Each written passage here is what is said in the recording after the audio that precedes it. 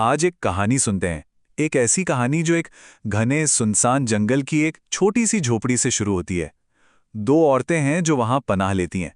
लेकिन रुकिए, ये कोई सीधी साधी कहानी नहीं है। चलिए मिलकर इस कहानी की गहराइयों में उतरते हैं। मिलिए अमारा और लीना से, दो औरतें जो रास्ता भटककर एक अनजान घने जंगल में फंस जाती हैं। और फिर उन्हें एक झोपड़ी दिखती है, एक उम्मीद की किरण। उन्हें लगा कि बस अब सारी मुश्किल खत्म, पर उन्हें क्या पता था कि असल आजमाइश तो अब शुरू होने वाली थी। तो कहानी का ये पहला मोड़ था, एक ऐसी पनाहगाह जो आगे चलकर उनकी किस्मत को हमेशा हमेशा के लिए बदलने वाली थी। सोचा था एक रात का आसरा मिल जाएगा, लेकिन उन्हें मिला एक अजीब सा डर। उस झोपड़ी में रहता था एक करीब 70 साल का बूढ़ा साधु। नाम था बाबा जाहिद। और बस जैसे ही उनकी नजरें बाबा जाहिद से मिलीं, वो सारी उम्मीद एक अनजाने खौफ में बदलने लगी। सबसे पहली चीज जो उन्हें खटकी वो थी बाबा जाहिद की नजरें। वो उन्हें ऐसे घूर रहा था जैसे कोई भूला हुआ एहसास जाग गया हो, जैसे उसकी आंखों में सालों की कोई अधूरी प्यास हो। अमारा और लीना ने एक दूसरे को देखा और बिना कुछ कहे समझ गईं कि यहां कुछ तो गड़बड़ है। और देखते ही देखते वो एक रात की पनाहगाह एक डरावनी कैद में तब्दील होने लगी। साधु का बर्ताव पल पल और भी अजीब होता जा रहा था। बाबा जाहिद उन्हें किसी भी कीमत पर जाने नहीं देना चाहता था। हर सुबह एक नया बहाना तैयार होता। पहले दिन बोला, आज की रात और रुक जाओ। अगले दिन, अरे कम से कम दोपहर तक तो रुको। फिर एक काफिले का जिक्र किया, एक ऐसा काफिला जो कभी आया ही नहीं। ये साफ था, हर बहाना उन्हें वहां कैद रखने की एक और चाल थी। दिन तो जैसे तैसे कट रहे थे, पर रातें और भी खौफनाक होती जा रही थीं। बाबा जाहिद रात के अंधेरे में उनके करीब आता।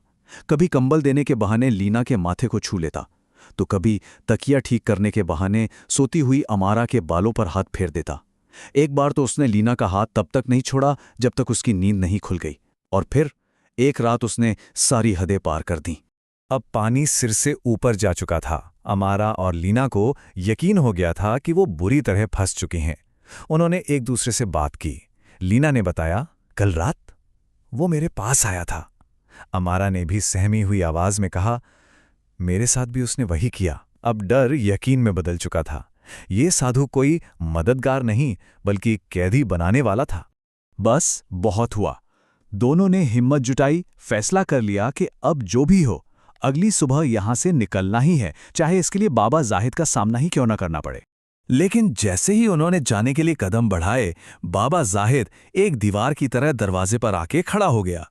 और उसकी आवाज में एक अजीब सी सख्ती थी। जब उसने कहा, तुम यहां से नहीं जा सकती। अब शक की कोई गुंजाइश नहीं थी। उनका सबसे बड़ा डर सच हो चुका था। वो वाकई में कैदी थीं। और ठीक तभी कहानी में एक ऐसा मोड़ आया जिसकी किसी ने कल्पना भी नहीं की थी। जब उन दोनों ने उसे डांटा तो बाबा जाहिद ने एक ऐसा राज खोला जिसने उनके पैरों तले जमीन खिसका दी। उसने कहा, मैं सिर्फ इतना जानता हूं कि तुम दोनों अपने शौहर को ढूंढने निकली हो। एक पल में सब कुछ बदल गया। ये साधु जो अब तक एक दरिंदा लग रहा था, अचानक एक पहेली बन गया। सवाल ये था कि आखिर इसे उनका सबसे गहरा राज कैसे मालूम। ये है कौन? ये सवाल अब उनके जहन में गूंज रहा था। फिर बाबा जाहिद ने उनके सामने एक आखिरी शर्त रखी, बस एक रात और रुक जाओ। सुबह तुम्हें तुम्हारे सारे जवाब मिल जाएंगे। डर, उलझन और न जाने कैसी एक अनजानी सी उम्मीद के साथ वो रुक गईं। वो रात बहुत मुश्किल से कटी, पर उन्हें क्या पता था कि अगली सुबह उनकी पूरी दुनिया बदलने वाली है। और फिर सुबह हुई। सूरज की पहली किरण ने झोपड़ी को रोशन किया। अमारा और लीना की आंखों में रात भर नींद नहीं थी। उन्होंने कुछ नहीं कहा, बस चुपचाप उठीं और जाने की तैयारी करने लगी। तभी उनकी नजर बाबा की जगह पर पड़ी, और वो खाली थी। बाबा जाहिद वहां नहीं था। वो झोपड़ी से ऐसे गायब हो गया था जैसे कभी वहां था ही नहीं। इस बात ने उनकी उलझन को और बढ़ा दिया। वो जैसे ही दरवाजे की तरफ बढ़ीं, उनकी नजर झोपड़ी के एक अंधेरे कोने पर गई। वहां बाबा नहीं था, बल्कि कोई और बैठा था। एक नौजवान जिसका चेहरा दीवार की तरफ था।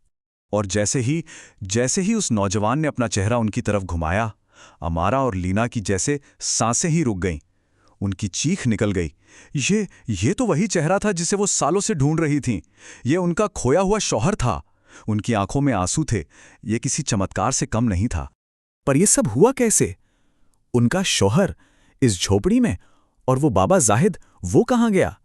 अब वक्त था कहानी के सबसे बड़े राज से पर्दा उठाने का। और सच, यकीन मानिए सच, उनकी कल्पना से भी कहीं ज्यादा हैरान करने वाला था। उनके शौहर ने पूरी कहानी बताई। बात कई साल पुरानी थी। एक दिन रास्ते में उसने एक बूढ़े आदमी के साथ एक बहुत ही खूबसूरत लड़की को देखा, और वो बूढ़ा आदमी वो हूबहू बाबा जाहिद जैसा दिखता था। शौहर ने मजाक में उस लड़की से कह दिया कि उसे किसी जवान के साथ होना चाहिए था।